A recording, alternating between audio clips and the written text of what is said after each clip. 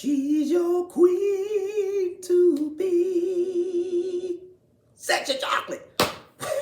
What's up, y'all? This is Ty. Y'all know what that's from. That's from Coming to America, the original Coming to America, which starred Eddie Murphy and Arsenio Hall in 1988. So now here we are, 3,000 years later, doing the sequel, Coming to America.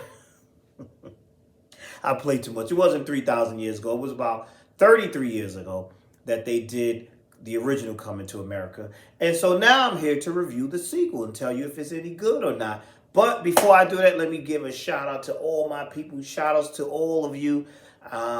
You know who you are. Thank you for watching and leaving your comments and bugging out with me and y'all helping me get this channel rolling. I do appreciate that. Go on and hit the subscribe button. I appreciate that too. Now that I got the begging out the way, let me go on with this review. So yeah, y'all know Coming to America. Y'all know McDowell's. John Amos is with the McDowell's, the fake McDonald's, and sexual chocolate, and what was all the other things, and you know the old men, the barbershop with their jokes, and Soul Glow, you know, all of that from the original, just classic, the Reverend, just so many classic moments from the original Coming to America, the first film. So we know, I'm going to just start off the gate. We know, this did not need a sequel. It did not need a sequel because there was no topping that. I don't care if they would have did that sequel, this sequel, 5 years later or whatever.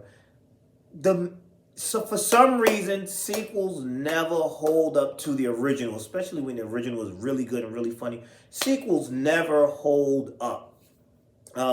Let's see. Terminator 2, that was a good sequel.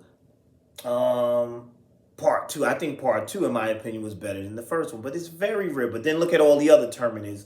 Even with the Star Wars franchise, nothing is going to top the original 3 Star Wars films. And those make millions of, you know, it's just we go back for nostalgia. That's my opinion. That's why people go back. Listen, this is what I did with this film. I did not go in here expecting, I had lower expectations. I wasn't expecting horribleness, but I was not expecting this to be better or equal to the original. And it wasn't. But it wasn't awful either. I didn't hate it. There were things that I did like about it. It does not match the. Of course, it's not going to measure up to the original. It's not. That bar was set too high. But I thought it was still fun. Because listen, I sat here on my couch, you know, and turned on the TV, turned to, what was this on? This was on the Prime, on Amazon Prime, on the streaming service. I wasn't in no theater spending money on overpriced popcorn and whatever else, in the overpriced candy. Y'all know that candy in the movie theaters just costs too much. A little pack of Juju Mints and the Sour Patch, because I like the Sour Patch candy and all that, and the Milk Duds and all that stuff. You'd be spending like $40 on candy and popcorn. What? No. Or you get like I do, you bring your own food in there. But, you know, movie theaters are closed anyway. But even if they were open, I'm like, to me, this film was suited for what it was on streaming. Sitting in my house watching it on the stream. So with that, I wasn't mad. I enjoyed it. I thought it was decent and pleasant. I guess I was just going back down memory lane. I was just enjoying the nostalgia. It was good to see Eddie Murphy and Shari Headley and the Vanessa Bell Calloway still hopping around. And I thought that was funny. I think the original cast, seeing them and seeing him reprise some of those original characters, the old men and Randy Watson, those things made me laugh. And I will say the new addition to the cast, Wesley Snipes, he was hilarious in this to me. I enjoyed him in this as well. And everybody, first of all, everybody's in this sequel. I'm in the damn sequel. I didn't even know.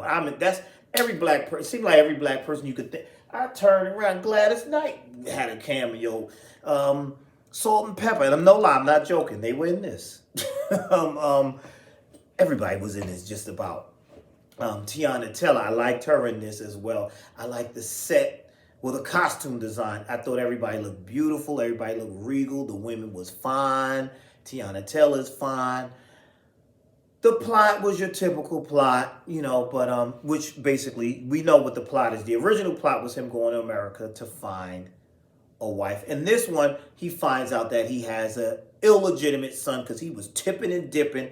And we're like, wait, how? So how they did this is he was tipping and dipping with Leslie Jones's character. I believe her name is Mary. And, they had a little fling and he got her pregnant. Now, my only thing is, no, they didn't do no DNA test or nothing. They just said, oh, you got a son, that's your son. Nobody looked to check to see. But we're going to, I'm not going to put my logic onto this. We're just going to let it be what it was. So the plot here is bringing this son back to Zamunda so that he can one day, so he can become the prince, but he has to go through this rites of passage, and so that he can then rule. But now the issue is, Eddie Murphy's Prince Akeem has 3 beautiful daughters, and the oldest daughter is strong, and she wants to be the heir to the throne.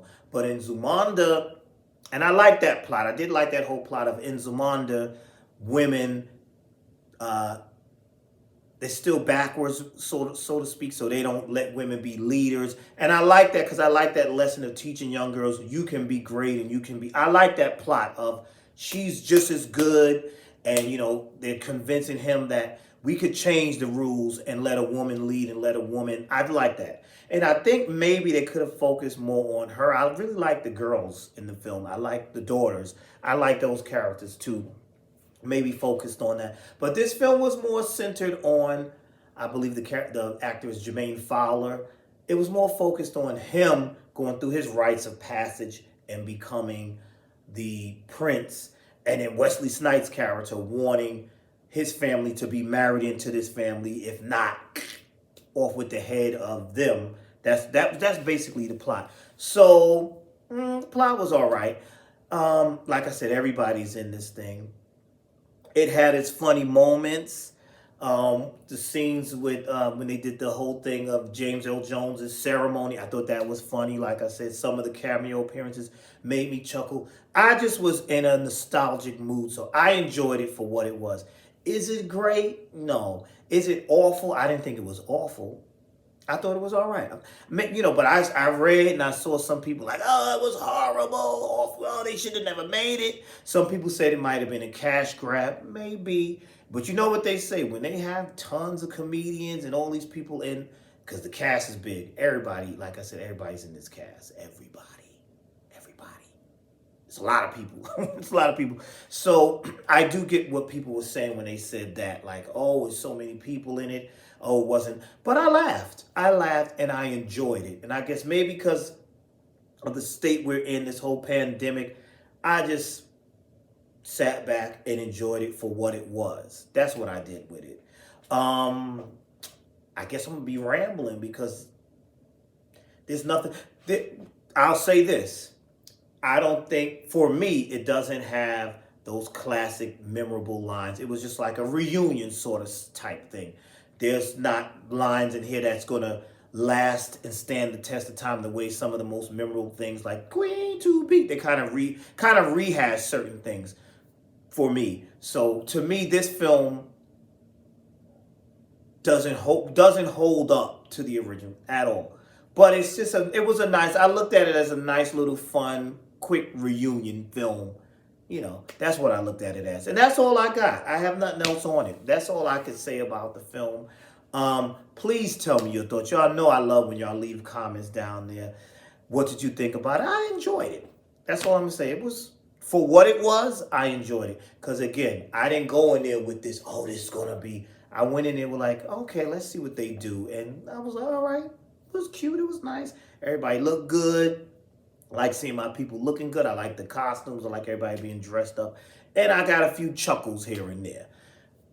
So that's it. So that's all I have. This is a really short video because I don't want to be rambling and y'all like, now, Ty, come on. You said that already. You said that already. So, I'm already rambling. See, so that's it. That's all I got. Thank you for watching this. Tell me your thoughts. What did you? Oh, I did like the chemistry between Leslie Jones and Shari Headley's character. I like that little chemistry too. Like I said, it had its funny moments. It had its moments here and there. So it was pleasant. So that's it. So again, that's all I got. Thank you for watching. Please like, comment, and subscribe. And I will see you in the next video. You all be blessed.